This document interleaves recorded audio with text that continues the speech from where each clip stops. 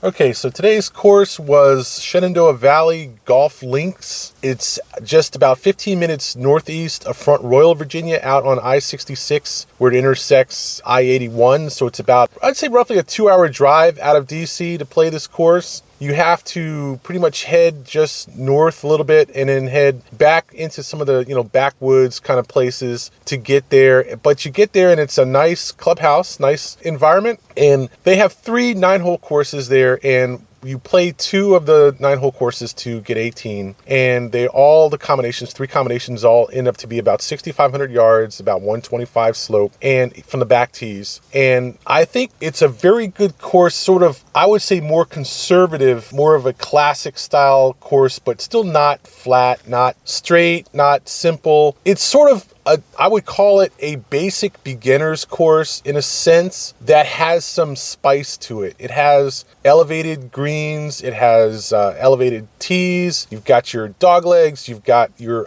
fade shots off the tee, fair amount of those. You've got some blind shots over crests that you need to, basically hit straight on, and some downhill greens, which are a challenge. It's not like it's a flat, straight, boring course. It does have enough spice on it to be interesting. Now, the course has some pluses and some minuses. It is a little bit tricky. I did run into some greenskeeper fouling on the first hole. We had one obnoxious greenkeeper who insisted on mowing around the first hole while people were, not just me, but the people behind me were also trying to play the fairway, and they had to deal with him. The blue course is under renovation, so there were only the red and white courses to play. And there's a sort of barn there where they have the golf learning center and the fitness center, and that was under construction, so there was some construction noise associated with that, wood cutting and stuff like that. Also in the white course, you play the 3rd, 4th, 5th holes along a row of houses, and 2 o'clock in the afternoon, guys are out there blowing leaves off the back of their yards. They've got, a giant yard next to the tee box on number 3, and also the tee box on number 6, and the green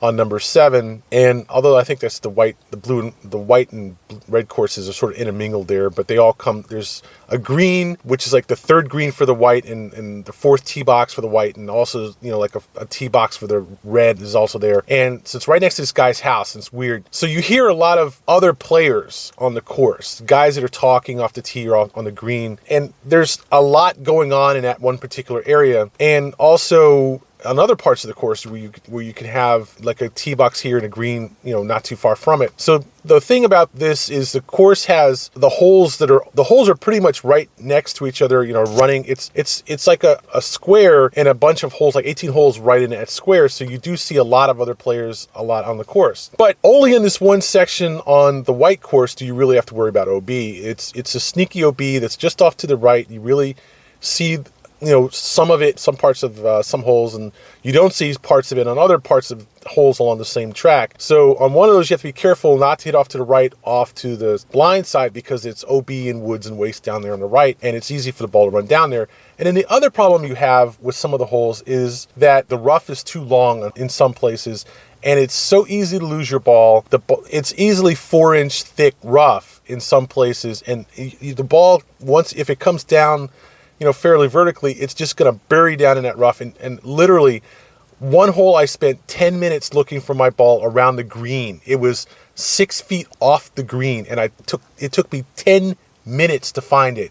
And I only found it because I walked right over it. And I saw this little shadow of the ball down in there and found it.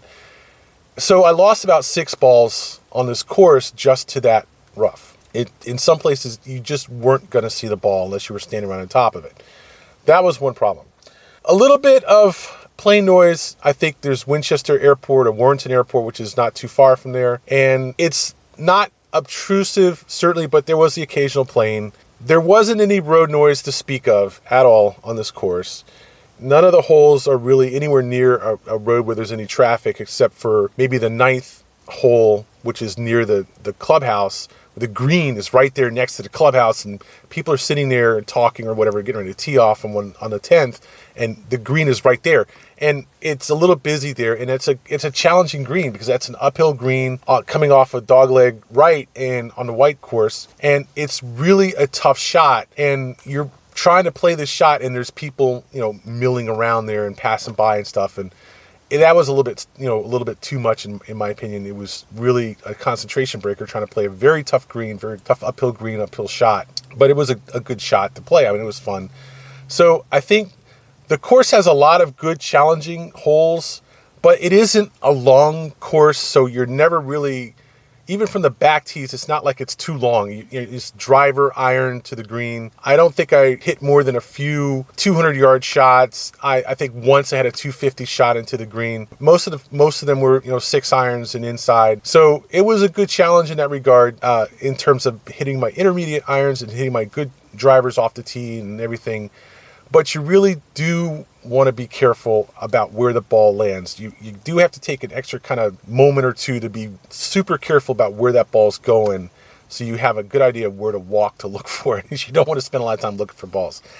Not a lot of waste. There was only one spot where there was thick woods and waste that I saw.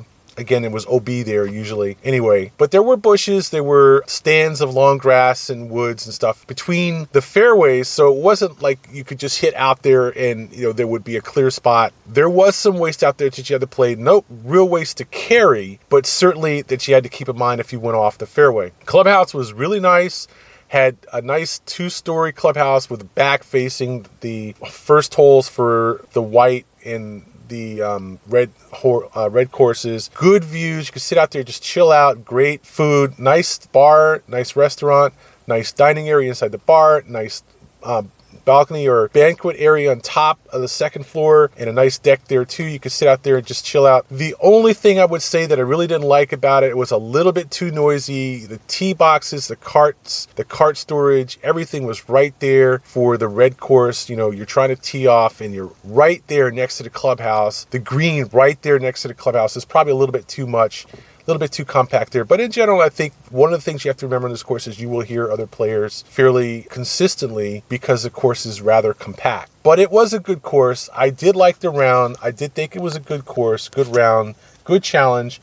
And certainly for a $10, $12 hot deal, it was a great deal. And it wasn't that far out of the city. It wasn't like a 4-hour drive. It wasn't like Pennsylvania. Also, just since it is not so far from Blue Ridge Shadows, just to compare this course to Blue Ridge Shadows is much bigger, much more sprawling, much longer, much more vertical course than Shenandoah Valley, which is much more conservative. It certainly has no long holes anywhere near as long as some of the 550, 600-yard holes on Blue Ridge Shadows.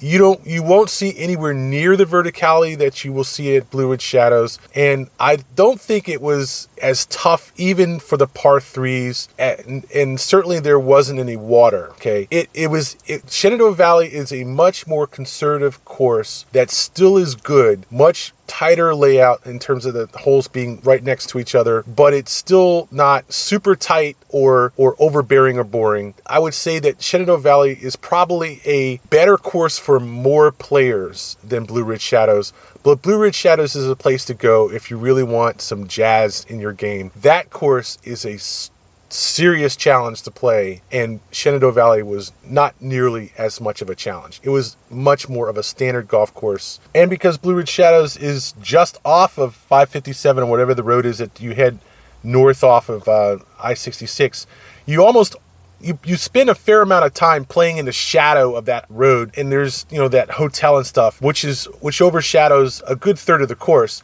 So it has a lot more road noise than Shenandoah Valley does, and that is something else which definitely plays into the equation, while Blue Ridge Shadows was much more of an adventure course. So that's Shenandoah Golf Links in Front Royal, Virginia. Overall, I give it a good solid B.